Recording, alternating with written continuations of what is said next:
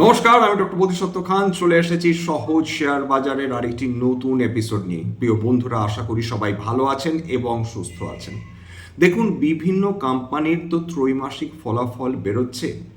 একদিক থেকে যখন ক্রুড অয়েল ভারতের অর্থনীতি তথা বিশ্ব অর্থনীতিকে গলা টিপে ধরছে, অন্যদিকে আর্টিফিশিয়াল ইন্টেলিজেন্স লেড কোম্পানিগুলো এমনভাবে উত্থান দেখেছে এবং বিশেষজ্ঞরা যেভাবে আশঙ্কা করছেন যে এই অত্যাধিক উত্থানের ফলে এরাই হয়তো বিভিন্ন এশিয়া তথা বিশ্বের শেয়ার বাজারগুলোকে টেনে নিচে নামাবে, তখন ভারতবর্ষ তারা তাকিয়ে আছে বিভিন্ন কোম্পানির ত্রৈমাসিক ফলাফলের দিকে। খুব স্বাভাবিকভাবে আইটি কোম্পানিগুলো তাদের ফলাফল প্রকাশ করেছে, বিশেষত বড় বড় আইটি কোম্পানি, সেগুলো মনোমতো বা প্রত্যাশার তুলনায় যে হয়নি সেটাই স্বাভাবিক। আর্টিফিশিয়াল ইন্টেলিজেন্স এমনভাবে তাদের ব্যবসাতে থাবা মেরেছে বা থাবা বসাবার যে ভীতি প্রদর্শন করছে, তার ফলে আমাদের ইনফরমেশন টেকনোলজি কোম্পানিগুলো যে দারুণ কোনো পারফরমেন্স দেখাতে পারত, এটা অতি বড় পজিটিভ মানুষও কিন্তু মনের দিক থেকে তৈরি হয়েছিলেন যে এরকম সম্ভব নয়। কিন্তু আজকের আমরা এমন একটা কোম্পানির কথা বলবো যেটা প্রকৃত অর্থে এখন একটা কংগ্লোমারেট বলা চলে, অর্থাৎ বিভিন্ন ধরনের ব্যবসা করে। ঠিকই ধরেছেন, আমরা রিলায়েন্স ইন্ডাস্ট্রিজের কথা বলবো, যেটা এক সময় ছিল টেক্সটাইল কোম্পানি, সেখান থেকে ট্রানজিশন করে অবশ্যই to oil to chemicals company, কিন্তু এখন তার বিভিন্ন ধরনের ব্যবসা রয়েছে।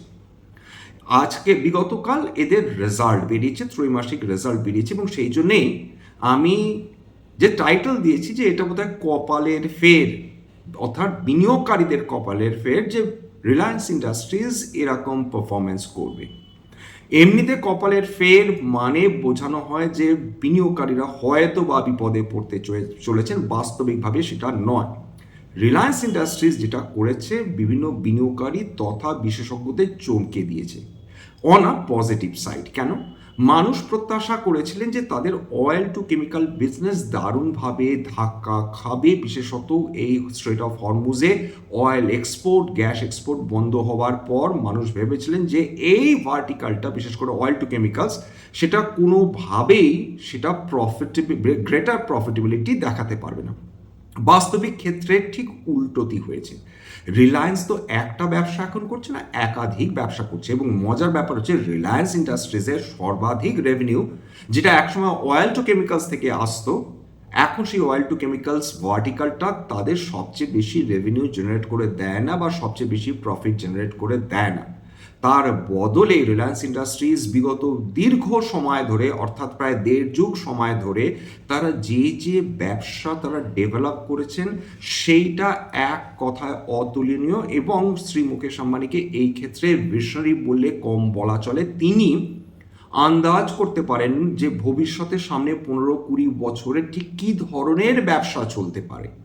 এছাড়া আমরা আলোচনা করব রিলায়েন্সের নিউ এনার্জি ভেঞ্চার্স বা নিউ এনার্জি বিজনেস নিয়ে, যেটা নিয়ে বিনিয়োগকারীরা ক্রমাগত হতাশ হয়ে চলছেন।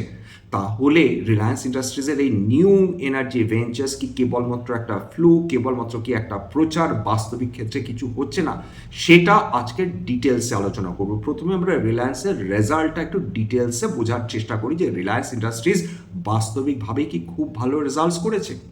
এইবার রিলায়েন্স ইন্ডাস্ট্রিজের ভার্টিক্যালসগুলো বা বিভিন্ন ধরনের ব্যবসাগুলো বোঝার চেষ্টা করি। একটা অবশ্যই অয়েল টু কেমিক্যালস, যেইটা মানুষের প্রত্যাশার থেকে অনেক ভালো রেজাল্ট করেছে এবং অনেক বেশি রেভিনিউ জেনারেট করেছে। খুব স্বাভাবিকভাবে তাদের প্রফিটও বৃদ্ধি হয়েছে, কিন্তু যেহেতু এই মধ্যপ্রাচ্যে এই যুদ্ধ চলছে, তার ফলে তাদের operating profit margin oil two chemical সেগমেন্টে দারুণভাবে কমে গিয়েছে। এটা তো গেল 1 নম্বর ব্যবসা। রিলায়েন্সের যে মূল ব্যবসাগুলো এই মুহূর্তে, তার মধ্যে 1 নম্বর ডেফিনেটলি রিলায়েন্স জিও প্ল্যাটফর্মস, যাদের মধ্যে ক্লাউড রয়েছে, তাছাড়া বিভিন্ন ধরনের পরিষেবা রয়েছে, সার্ভিসেস রয়েছে, এবং অবশ্যই টেলিকম তো রয়েছে। সেই জিও প্ল্যাটফর্ম তারা রেকর্ড রেভিনিউ এবং রেকর্ড প্রফিট জেনারেট করেছে। 3 নম্বর রিলায়েন্স রিটেল, তারাও ডাবল ডিজিট প্রফিট জেনারেট করেছে, এবং এক্ষেত্রে বলতে বাধা নেই যে রিলায়েন্স যে রিটেল ভেঞ্চার্স, তারাও ডাবল ডিজিট প্রফিট ডেফিনেটলি তারা জেনারেট করেছে, এবং তারা রেভিনিউ কত জেনারেট করেছে দেখলে চমকে যাবেন। 90,408 কোটি টাকার কেবল রেভিনিউ জেনারেট করেছে, ভাবুন। এছাড়া মনে রাখতে হবে যে রিলায়েন্স রিটেল ভেঞ্চার্স বেশ কয়েক মাস আগে তাদের অন্তর্গত আরেকটা ব্যবসাকে আলাদা করে দিয়েছে, ডিমার্জ করে দিয়েছে, তার নাম হচ্ছে রিলায়েন্স কনজিউমার প্রোডাক্টস। সেটা এখনো লিস্টিং হয়নি মাইন্ড ইউ। এবং রিলায়েন্স কনজিউমার প্রোডাক্টস সেই ব্যবসাটাকে যদি আমরা ছেড়ে দিই, তাহলে তাদের গ্রস রেভিনিউ কিন্তু বৃদ্ধি পেয়েছে 11.6%। সেটা কিন্তু মোটেই মুখের কথা নয়। ইতিমধ্যে রিলায়েন্স রিটেল ভেঞ্চার্স ভারতবর্ষের সবচেয়ে বড় রিটেল ব্যবসা হয়ে দাঁড়িয়েছে। এছাড়া জিও প্ল্যাটফর্মস অলরেডি বলেছি যে 20% তারা রেভিনিউ বৃদ্ধি করেছে এক বছর আগে থেকে। এছাড়া তাদের কোর কানেক্টিভিটি বিজনেস রয়েছে, কন্টেন্ট রয়েছে, ইন্টারনেট অফ থিংস ব্যবসা রয়েছে, এবং ম্যানেজ সার্ভিসেস, যে কথা বারবার রিটারেট করছি। জিও প্ল্যাটফর্মস মনে রাখবেন যে এটা শ্রী মুকেশ আম্বানি ডিমার্জ করবেন, তো ডেফিনেটলি এটাকে সম্পূর্ণ একটা আলাদা ব্যবসা হিসেবে লিস্টিং করাবেন রিলায়েন্স জিও হিসাবে। তার তোড়জোড়, তার প্রস্তুতি চলছে অলরেডি। এইটা কিন্তু 100 মানে যেটা ধরা হচ্ছে প্রায় 10 লক্ষ কোটি টাকার এর ভ্যালুয়েশন অলরেডি বিশেষজ্ঞরা বলছেন যে রিলায়েন্স যখন জিও আলাদা হয়ে লিস্টিং হবে, তার সম্ভাব্য মার্কেট ক্যাপিটাল দাঁড়াতে পারে 10 লক্ষ কোটি টাকা। এবং রিলায়েন্স রিটেল ভেঞ্চার্সের ক্ষেত্রেও একই কথা সত্যি, সেটা হয়তো সামনে 2-3 বছরের মধ্যেও সেটা তিনি আলাদাভাবে লিস্টিং করবেন শ্রী মুকেশ আম্বানি। সেই ক্ষেত্রেও কিন্তু এরও ভ্যালুয়েশন বিপুল হয়ে দাঁড়িয়েছে। মোর অর লেস জিও প্ল্যাটফর্মের মতো না হলেও প্রায় 7 থেকে 8 লক্ষ কোটি টাকা অলরেডি এদের কিন্তু মানে যেটা সম্ভাব্য মার্কেট ভ্যালুয়েশন, সেইটা বিশেষজ্ঞরা প্রজেক্ট করছেন। এইবার চলে আসি তাদের আরেকটা ভার্টিক্যাল বা আরেকটা ব্যবসা, সেটা হচ্ছে মিডিয়া। এর আগে ডিজনি হটস্টার, তাদের সঙ্গে জিও সবচেয়ে বড় কম্পিটিশন ছিল, সবচেয়ে বড় লড়াই ছিল। এরপর যেটা দাঁড়ায় সেটা হচ্ছে জিও এবং হটস্টার তারা নিজেদের মধ্যে তারা গাঁটছড়া বাঁধে একটাই কোম্পানি হয়ে ওঠে। তার ফলে এখন মিডিয়ার ক্ষেত্রে জিও হটস্টার 1 নম্বর বলা যেতে পারে in terms of competition, in terms of revenue, সব দিক থেকে। এরা আস্তে আস্তে বৃদ্ধি পাচ্ছে। অলরেডি তাদের 530 মিলিয়ন মান্থলি অ্যাক্টিভ ইউজার্স রয়েছে। 530 মিলিয়ন মানে হচ্ছে 53 কোটি মানুষ জিও হটস্টার অলরেডি সাবস্ক্রাইব করে রেখেছে। এবং এদের রেভিনিউ মোরলেস 1039 কোটি টাকা দাঁড়িয়েছে, যেটা বিগত বছরের তুলনায় সিগনিফিক্যান্ট বৃদ্ধি পায়নি বটে। এদের এবিটা বৃদ্ধি পেয়েছে, অর্থাৎ earnings before interest, tax, depreciation এবং অ্যামর্টাইজেশনের সেই জায়গায় দাঁড়িয়েছে প্রায় 3.1%। রিলায়েন্স ইন্ডাস্ট্রিজের এবং সার্বিকভাবে এদের প্রফিট দেখুন, সেলস এদের সর্বকালীন বেশি হয়েছে এই বছর। প্রফিট রিলায়েন্সের ইতিহাসে, অর্থাৎ জন্ম লগ্ন থেকে রিলায়েন্সের জুন 2026 কোয়ার্টারে সর্বোচ্চ প্রফিট দেখিয়েছে। কত? 23,261 কোটি টাকা প্রফিট। অনেকে বিভিন্ন ওয়েবসাইট দেখবেন, সেখানে হয়তো দেখাবে যে 20,000 কোটি টাকার আশেপাশে রিলায়েন্স ইন্ডাস্ট্রিজের নেট প্রফিট দাঁড়িয়েছে। এতে ভয় পাওয়ার কিছু নেই। আমি যে ডেটাটা দিলাম সেটা আমি স্ক্রিনার্স থেকে দিয়েছি, এবং এর মধ্যে প্রি মাইনরিটি প্রফিট রয়েছে, অর্থাৎ মাইনরিটিরাও তো এর মধ্যে রিলায়েন্স ইন্ডাস্ট্রিজের ব্যবসা বিনিয়োগ করে বসে আছেন। তাদের যদি প্রফিট অংশ বাদ দেওয়া যায়, তাহলে ওই 20,000 কোটি টাকার আশেপাশে সেই প্রফিটটা দাঁড়াবে। সার্বিকভাবে রিলায়েন্স ইন্ডাস্ট্রিজের নেট প্রফিট দাঁড়িয়েছে 23,261 কোটি টাকা। এবং অনেকেই বলবেন যে এটা কি করে সম্ভব হয়? আপনি তো বলছেন যে এই জুন 2026 কোয়ার্টার সর্বকালীন তারা প্রফিট করেছে, কিন্তু আমরা তো জুন মাসের যদি, অর্থাৎ জুন 2025 ডেটা দেখি, সেখানে তো রিলায়েন্স ইন্ডাস্ট্রিজের তাদের 30,000 কোটি টাকার উপর প্রফিট ছিল, অর্থাৎ 30,783 কোটি টাকা। তাহলে এটা কি করে হয় যে জুন 2026 সর্বোচ্চ প্রফিট হয়েছে? এতেও ঘাবড়াবার কিছু নেই। বাস্তবিকভাবেই জুন 2026 সর্বকালীন সর্বোচ্চ প্রফিট হয়েছে রিলায়েন্স ইন্ডাস্ট্রিজের। বিগত বছর অর্থাৎ জুন 2025 যে কোয়ার্টার ছিল, সেখানে নিঃসন্দেহে 30,783 কোটি টাকা প্রফিট আপনারা দেখতে পেয়েছিলেন। কিন্তু তার মধ্যে যে এশিয়ান পেন্টসে যে প্রায় 8,900 কোটি টাকার শেয়ার ছিল রিলায়েন্স ইন্ডাস্ট্রিজের, সেটা যে তারা সেই সময় বিক্রি করে দিয়েছিলেন, অর্থাৎ এশিয়ান পেন্টসে রিলায়েন্স ইন্ডাস্ট্রিজের যে মালিকানা ছিল সেটা বিগত বছর তারা বিক্রি করার ফলে অতিরিক্ত 8,900 কোটি টাকা তারা লাভ করেন, যেইটা আপনার রিফ্লেক্টেড হয়েছে জুনের এই প্রফিটেবিলিটিতে। সুতরাং ঘাবড়াবার কিছু নেই, রিলায়েন্স সমস্ত প্যারামিটারে তারা এক্সপেকটেশনকে বিট করেছে। এবার তবে রিলায়েন্সের কি ক্ষেত্রে কোনো কিছুই কনসার্নিং নেই? অবশ্যই আছে। চিন্তার কি কয়েকটা জায়গা নেই? ডেফিনেটলি আছে। তবে রিলায়েন্স এত সুবিশাল কোম্পানি, ভারতবর্ষের সবচেয়ে শক্তিশালী কোম্পানি এবং ভারতবর্ষের সবচেয়ে লাভবান কোম্পানি, এটা প্রত্যাশা করা যেতেই পারে যে বিভিন্ন জিওপলিটিক্যাল টেনশনের পরে যে আশঙ্কা বা যে ধরনের শর্টকামিংসগুলো রয়েছে সেটা নিঃসন্দেহে রিলায়েন্স ইন্ডাস্ট্রিজের মতন কোম্পানি সেটা তারা ওভারকাম করতে পারবে। কেন এই কথা বলছি? প্রথম কথায় চলে আসে যে অপারেটিং প্রফিট মার্জিন, ওপিএম, এটা খুব গুরুত্বপূর্ণ।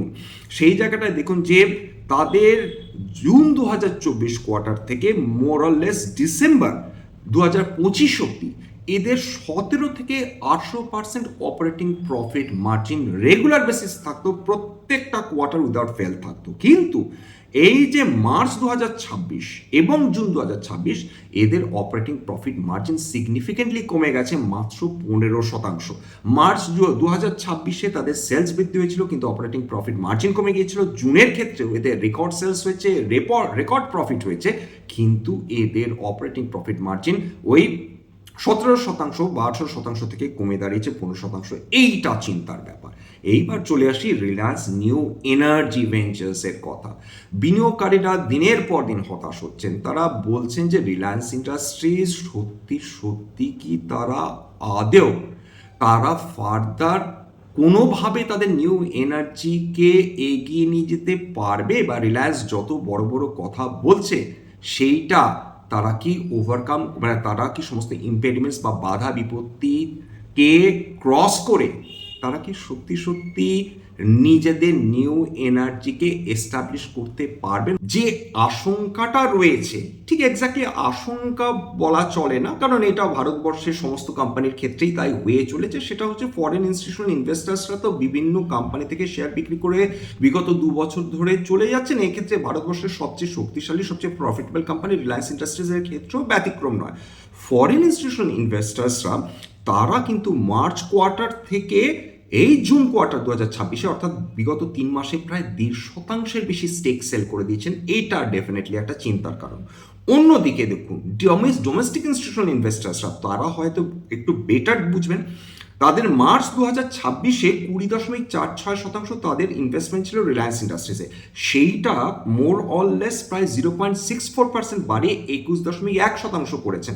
অর্থাৎ ডোমেস্টিক ইনস্টিটিউশনাল ইনভেস্টার্সরা তারা ভরসা বৃদ্ধি করছেন রিলায়েন্স ইন্ডাস্ট্রিজের ক্ষেত্রে। ফরেন ইনস্টিটিউশনাল ইনভেস্টার্সদের ক্ষেত্রে কিছুটা কোথাও না কোথাও তাদের মন কেমন বা মন খারাপ হয়েছে, তারা তাদের স্টেক কমিয়েছেন। তবে গতকাল যেটা আলোচনা করছিলাম, রিলায়েন্সের প্রমোটাররা তারা 0.48% কিন্তু তাদের স্টেক বৃদ্ধি করেছেন, যেইটা ডেফিনেটলি বিনিয়োগকারীদের কিন্তু বেশ চাঙ্গা করে তুলেছে বলা যেতে পারে। আর পাবলিক যদি পার্টিসিপেশন বলেন, সেটা রিলায়েন্স ইন্ডাস্ট্রিজের নামমাত্র। অধিকাংশই বড় বড় ইনস্টিটিউশনস, বড় বড় পেনশন ফান্ডস, বিদেশি বা দেশি ডোমেস্টিক ইনস্টিটিউশনাল ইনভেস্টার্স, এরাই ইনভেস্ট করে থাকে। পাবলিকের হাতে মাত্র 11%-এর কাছে শেয়ার রয়েছে। এই দুটো মেজর কনসার্ন। এইবার চলে আসি রিলায়েন্সের নিউ এনার্জি ভেঞ্চার্স নিয়ে। রিলায়েন্স নিউ এনার্জি ভেঞ্চার্স কি চুপ করে বসে আছে? উত্তর হচ্ছে চুপ করে বসার কোনো প্রশ্নই নেই। রিলায়েন্স ইন্ডাস্ট্রিজ লিটারালি ভারতবর্ষের সবচেয়ে বড়, যদি রাজস্বযোগ্য বলা চলে, সেটা এই মুহূর্তে হয়ে চলেছে গুজরাটে। মানুষ যেহেতু গুজরাটে সরাসরি জামনগর বা কাছের মতন জায়গায় যাচ্ছেন না বা ভিজিট করছেন না, তারা বুঝতে পারছেন না এক্স্যাক্টলি কি ঘটে চলেছে। সেটা আজকে ডিটেলসে আলোচনা করব। রিলায়েন্স ইন্ডাস্ট্রিজের new energy ventures, Shri Mukesh Ambani বলে দিচ্ছেন যে তাদের অয়েল টু কেমিক্যাল ব্যবসা সেইটা যত বড় হবে, যত বড় অলরেডি হয়ে গিয়েছে বা এত বছর ধরে এত রেভিনিউ, এত প্রফিট জেনারেট করে দিয়েছে, তাকে ছাড়িয়ে যাবে এই Reliance and new energy ventures. এবং তিনি টাইমলাইন দিচ্ছেন খুব বেশি হলে 5 থেকে 7 বছরের মধ্যে। এইবার প্রশ্নটা হচ্ছে কিসের ওপর ভিত্তি করে তিনি এত বড় কথা বলে দিতে পারছেন? 2 নম্বর, রিলায়েন্স ইন্ডাস্ট্রিজের নিউ এনার্জি ভেঞ্চার্স, মনে রাখুন এই ভার্টিক্যালটা ভবিষ্যতে কাজে দেবে। তাদের প্রজেক্টেড লক্ষ্য সামনের কয়েক বছরের মধ্যে ভারতবর্ষের মোট প্রয়োজনীয় ইলেকট্রিসিটি বা বিদ্যুতের একা একা রিলায়েন্স ইন্ডাস্ট্রিজের নিউ এনার্জি ভেঞ্চার্স 3% তৈরি করে দেবে। অর্থাৎ 3% টোটাল এনার্জি রিকোয়ারমেন্টসের 3% উৎপাদন কেবলমাত্র রিলায়েন্সের নিউ এনার্জি ভেঞ্চার্স তৈরি করে দেবেন। ভাবুন কোন লেভেলের অপারেশনের কথা এরা ভাবছেন, এবং তারা অলরেডি কি কি করা শুরু করে দিয়েছেন সেটা একটু বোঝার চেষ্টা করি। সোলার মডিউল ম্যানুফ্যাকচার করছেন রিলায়েন্স ইন্ডাস্ট্রিজ অলরেডি।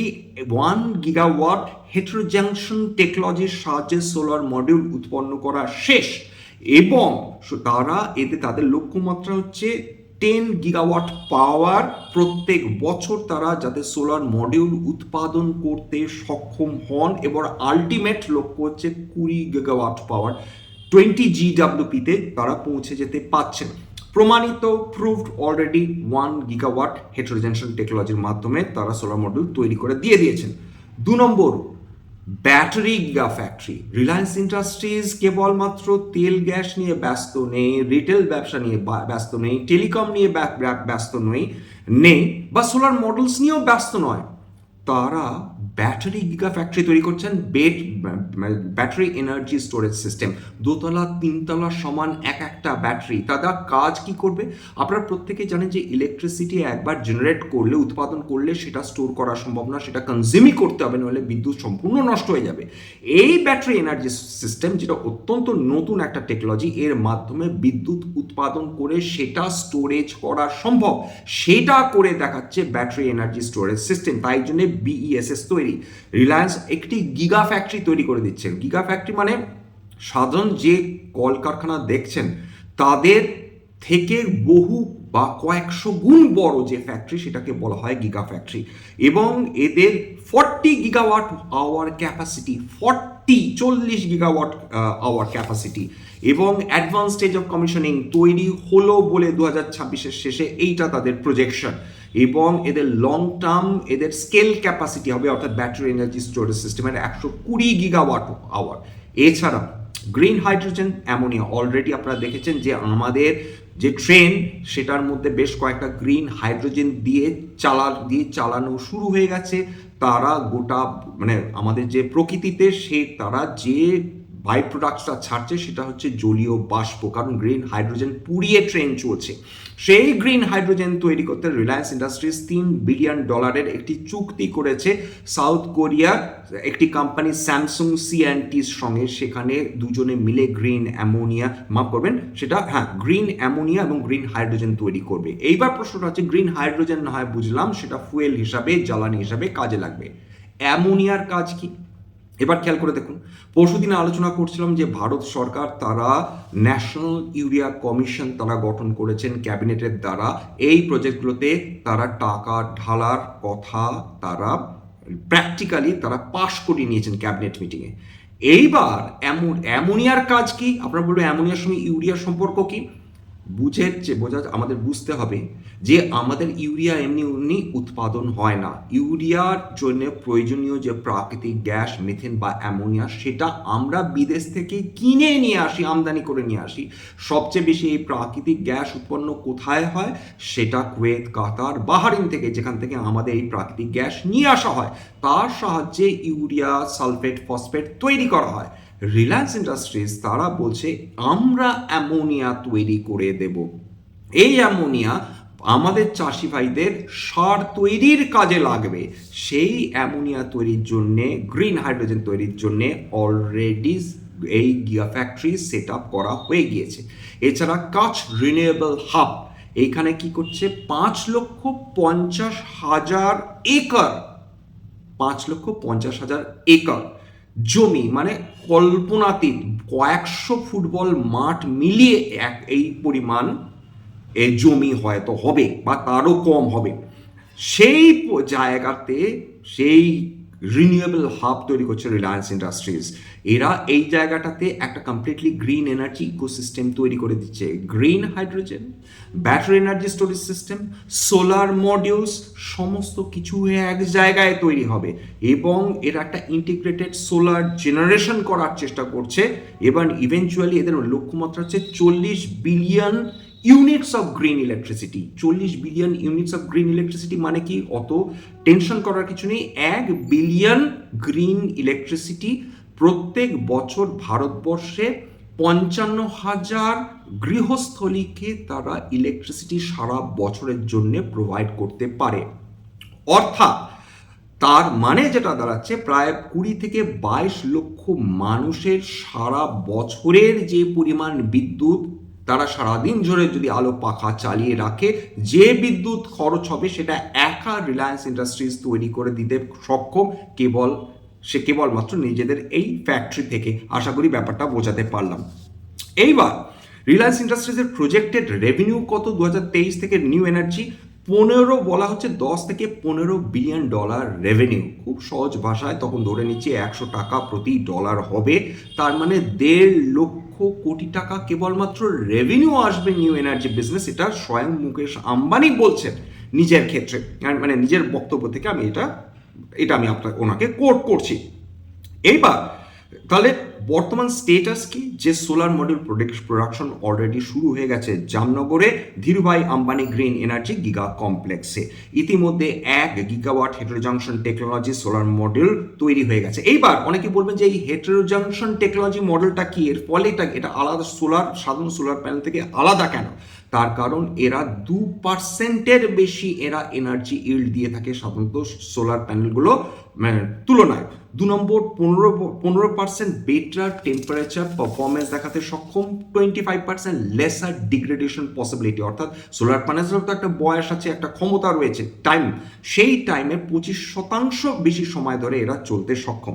সুতরাং আপাতত যেটা বড় প্ল্যান রয়েছে, টার্গেট 20 গিগাওয়াট প্রত্যেক বছর fully integrated solar manufacturing, polysilicon, ingots, wafers, cells, modules, glasses, সমস্ত কিছু এরা তৈরি করে দেবে। কাছে রিনিউয়েবল এনার্জি, তারা প্রায় 5.5 লাখ একর জমিতে তারা এই রিনিউয়েবল এনার্জি হাব তৈরি করছে। তার মধ্যে অ্যামোনিয়া রয়েছে, গ্রিন হাইড্রোজেন রয়েছে, ব্যাটারি এনার্জি স্টোরেজ সিস্টেম রয়েছে, সোলার প্যানেলস মডিউলস রয়েছে এবং সোলার এনার্জি ডেফিনেটলি থাকছে এবং ব্যাটারি গিগা ফ্যাক্টরি থাকছে। 120 গিগাওয়াট মেন টার্গেট। তার মানে রিলায়েন্স ইন্ডাস্ট্রিজ এখন কিন্তু কেবলমাত্র সোলার প্যানেল তৈরি করছে না, ফুল একটা ইন্টিগ্রেটেড গ্রিন এনার্জি ইকোসিস্টেম তৈরি করে গোটা ভারতবর্ষকে উপহার দিতে চলেছে। সুতরাং আশা করি বোঝাতে পারলাম যে রিলায়েন্স ইন্ডাস্ট্রিজের নিউ এনার্জি ভেঞ্চার্স তারা এই মুহূর্তে ডেফিনেটলি ব্যালেন্স শিটে কিছুই শো করছে না, কিন্তু সামনে যেটা অপেক্ষা করে রয়েছে সেটা বিনিয়োগকারীদের প্রত্যাশার থেকেও বৃহত্তর হয়ে দাঁড়াতে পারে। যাই হোক, এখানে শেষ করছি। স্ট্যান্ডার্ড ডিসক্লোজার, যে কোম্পানিটা নিয়ে আলোচনা করলাম, হতে পারে তার মধ্যে আমার পরিবারের ভেস্টেড ইন্টারেস্ট থাকলেও থাকতে পারে। ভবিষ্যতে যদি আমরা নতুন করে কিনি বা বিক্রি করি, আগাম বিজ্ঞপ্তি দিয়ে কিনতে বা বিক্রি করতে পারবো না।